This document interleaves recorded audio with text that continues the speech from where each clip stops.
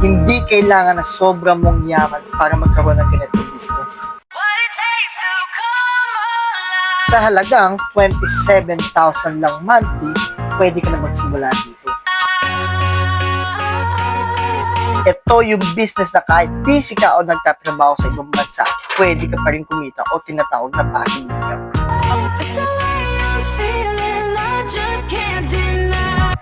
Pwede ka dito kumita ng 25,000 up to 90,000 monthly. Long-term leasing, bed space, o kahit Airbnb pa yan, pasok dito sa location yan.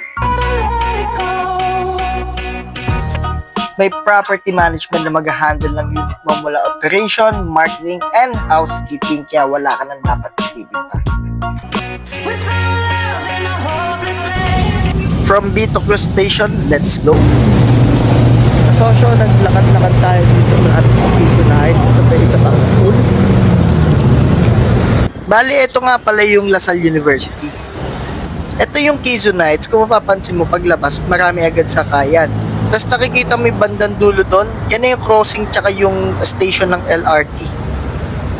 Mula dito sa crossing, konting lakad na may kita natin St. Benilde at St. Scholastica.